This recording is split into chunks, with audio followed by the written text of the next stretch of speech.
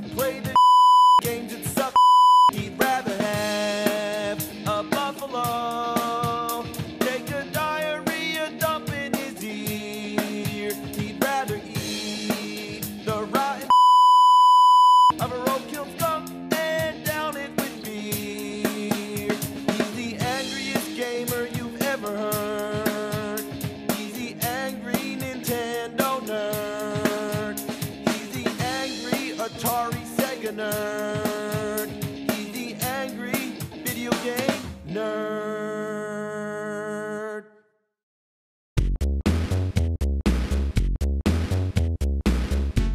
Michael Jackson's Moonwalker. Right off the bat, you want to laugh. I know you do. But think back to the 80s when everybody was into Michael Jackson. Sure, now he's a subject of joke and ridicule, but you gotta remember, I think Dave Chappelle said it best, he made Thriller. Thriller. Back then, there weren't too many video games where you can play as a celebrity, so that's why it was a big deal. It was based off the arcade game of the same name, which was based off the movie of the same name. It was one of the first games that attracted us to the new Sega Mega Drive, known as the Genesis in North America. NES players like myself looked on with envy when this sexy beast hit the scene. It was black, it was round, and it said 16-bit right on the front, like in your face. Moonwalker was one of the first Genesis games I ever played. At the time, I thought it was awesome, but other than the novelty of it being Michael Jackson, there wasn't really anything too special about it. The only question is, are you bad? Are you bad? Let's find out. Who's bad? As it begins, Michael flips a coin in the jukebox and Smooth Criminal starts up. So all you do is go around, kick fairy dust at people, and rescue kids. Yeah, you can't advance to the next level until you get all the kids. Now, I know what we're all thinking here, but really, that's all it is. You're just rescuing the kids. Michael! Michael! Michael! Michael! Michael! But who are these kidnappers, and why are there so many kids? Why do they all look the same, and why do you have to open doors, look in windows, and spin bushes open to find them? Couldn't there be a better way?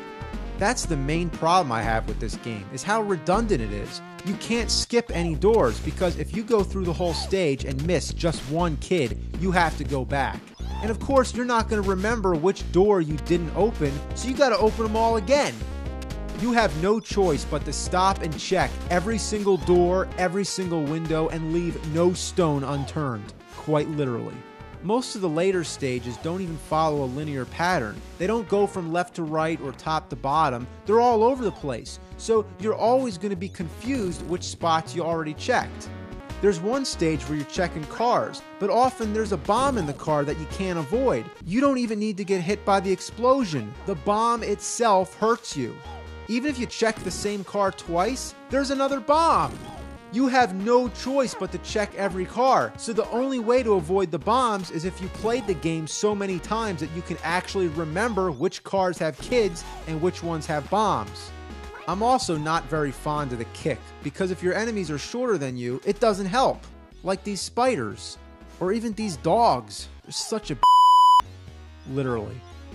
A lot of animal abuse in these games. There's a variety of special moves which are kind of cool. Michael can spin, throw his hat, grab his crotch.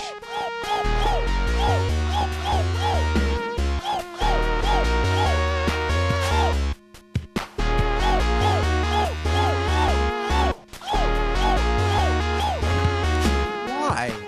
Why would they put that in a game? How could they put that in a game? It just seems by tapping buttons, you figure out all kinds of different moves that don't have any purpose. Like if you push up, what does that do? And if you hold the attack button and D-pad in the correct way, then you can actually moonwalk. But again, it has no purpose, and it usually results in taking a hit. The special moves drain your energy, and I mean a lot of it. You can make everybody dance, which takes out everyone on the screen, but what's the point of doing that if it drains half your energy? Still, it's worth it just for the amusement factor, and even the dogs dance.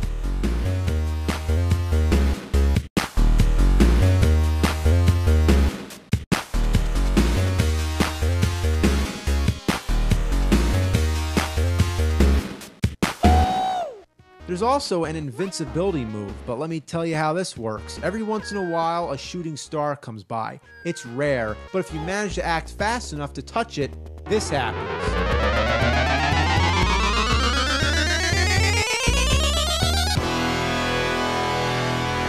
Oh man, he just changed from Michael Jackson to Mecha Jackson, the king of Robopop. It's enough that you're invincible for a brief moment, but you can fly, you can shoot lasers, and you can scatter bombs all over. This is one of the most awesome things I've ever seen. Only problem, you can't rescue kids. I guess they don't respond too well to giant laser shooting robots. The navigation is a pain in the In the cavern, you have to figure out that you can break the walls. If you didn't know that, you're kind of screwed. Every stage seems to have its own rules, but it's never self-explanatory. It took me a while to figure out that I needed to go down these sewers. At first, I thought they were just part of the scenery, because when you push down, nothing happens. You have to know to do the spin. Each stage, after you find all the kids, you have to fight a boss. But rather than the boss just simply appearing, Bubbles comes in and tells you where to go. So naturally, you just follow where he's pointing. But sometimes he points straight up or straight down. And you can't go that way, so you're never sure exactly where you're supposed to go. Finally, when you get to the spot, the boss appears, runs away, and then a bunch of bad guys come out you gotta fight. It's just like a little endurance round. But why can't this happen right after you find the last kid? Why does Bubbles have to lead you around? While this is happening, there's no enemies to fight. There's nothing. You're just walking to the boss. There's no purpose at all. It's like in Simon's Quest when you're walking through Dracula's castle and there's no enemies or obstacles. You just walk down steps and keep on going till you get there. It's a waste of gameplay. What's the point? Also, it's very specific where you have to stand. Like here, the boss didn't come out just because I was on this platform. I have to be on the ground. Also, this boss guy that keeps running away, even though you don't fight him, you can still take damage if you touch him. Here, I'm just walking around, looking for the boss, looking for the boss. Oh, here he is. I didn't expect that. Hey, I can't jump over him. What, I'm stuck? What is this? This is bull.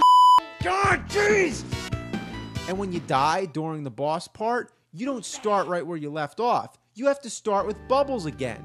What's the point of having to walk all the way to the boss again? Where's the thriller music? Instead, it's another part of me from the Bad album. Why would they go through the trouble of including a graveyard scene in a Michael Jackson game and not use Thriller?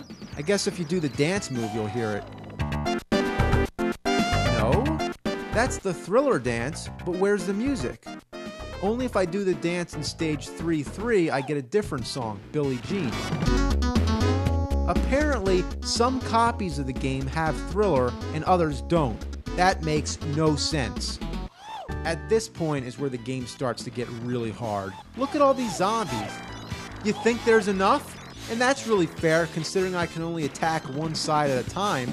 The dance doesn't help because even if you wipe out every zombie on the screen, there's still like 10 times more on the way.